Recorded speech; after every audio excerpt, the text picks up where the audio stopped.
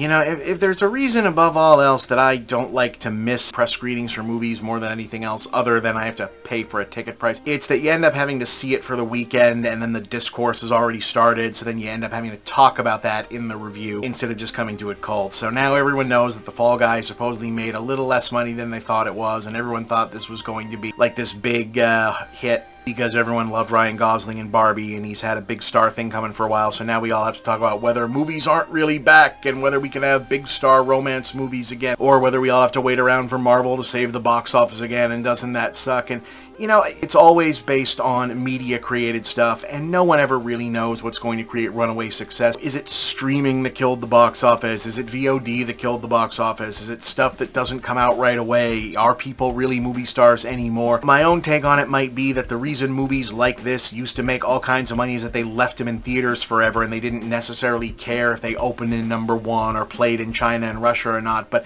I also don't think that I give that much of a shit. And also, it always seems to ignore the question of whether or not the movie is that good. And in this case, the movie is just kind of fine. But, you know, if you really want to know what was going on here, what happened was this movie moved into another movie's date. This day, the day that this came out, was supposed to be the release date for Deadpool and Wolverine. You know, like, remember Marvel movies always used to open in May, and then we had that whole plague situation, and we kind of went back and forth on that for a while. But then they looked at Deadpool and Wolverine and said, oh, wait a minute, wow, this is going to be actually even bigger than we thought. Put it out in July, because we've got that Apes movie coming out next week anyway. So then when this was opened, Universal moved this movie, which was originally supposed to come out back in March, as just a regular, basic B-list program, and then did a huge push for it and acted like, oh hey, we'll push this out, and if it doesn't do well, it's because people don't want to see normal big lead movies again, and that can be the narrative, and it's not really our fault. So that's what happened here.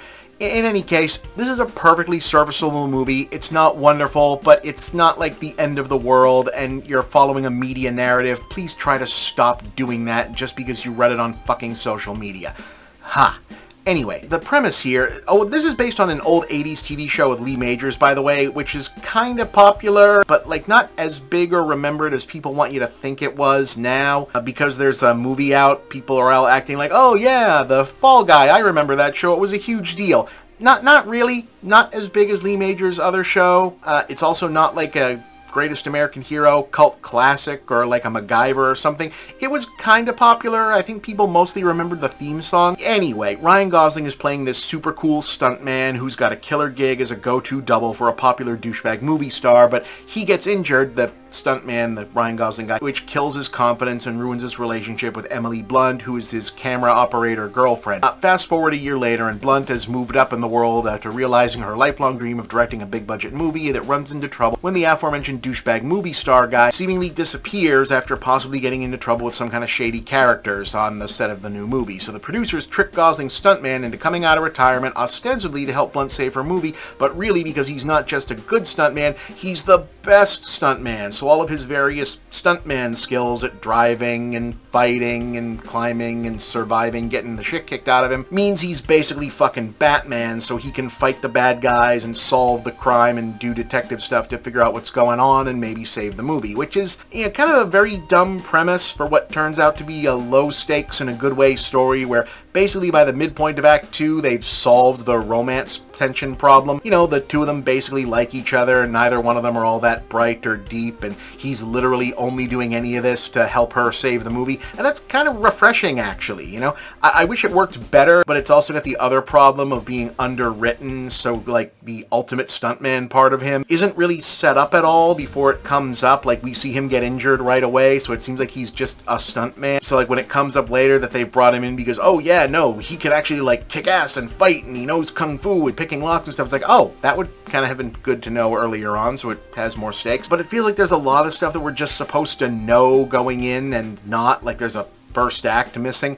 Winston Duke is in this, always glad to see him. He's playing a guy who's his best friend and they have really good chemistry, and it feels like there should have been a character to fill in there, but there's not. But it also kind of feels like a whatever because the movie is coasting on, hey, it's an action movie, just go with it. It's not bad, but it's not wonderful either. The director is David Leitch, who directed the first John Wick movie and has gone on to direct less interesting but also pretty good movies, well, the other John Wick guy has just been kind of refining the John Wick stuff into perfection. I did like Nobody, which Leitch made. That was a better movie than this, but this is okay. He's very good at directing action and stunt scenes, and he's not as good at telling a story or playing up the characters, but the characters are fun. And what helps sell it is the fact that both of the lead characters are kind of dumb, but they're likable, and it works. I like the fact that Emily Blunt is not played out to be a deep or especially meaningful wronged woman character in this. You can see why they get along, why they had a relationship, what was working with them. And it kind of throws you at first because it hasn't really jumped to the forefront of the movie that they're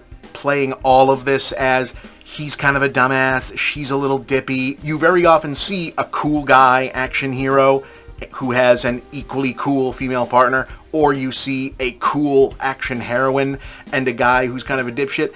You don't normally see a cool guy action hero and a love interest heroine who is capable, she's interesting, she has real passion for things, but also she's kind of a dipshit. She's talented, she's good at her movie, but the movie clearly sucks, and she is as emotionally childlike as he is, and that's kind of a fun angle for it, and it works. It has a very, the movie is a stuntman movie made by stuntmen, and it clearly takes a very dim view of actors being cartoonish douchebag idiots and filmmakers being pretentious artists about stuff that is completely stupid. The movie that they're making appears to be like a Chronicles of Riddick meets Dune sort of deal. As I'm describing this, I'm making it sound a little bit more fun than the movie is, but the movie is fun, especially when they're driving cars and blowing stuff up. It's not really like the ultimate Ryan Gosling self-parody other than Ken Roll than it wants to be. I had a good time with it. Call it a 6 out of 10 because it just doesn't hang together, and it probably should be shorter than it is or feels like with how kind of empty it is. But I did have fun with it when it was playing, even though I'm sort of struggling to remember what the actual premise and plot was. So call it a 6 out of 10. Yeah.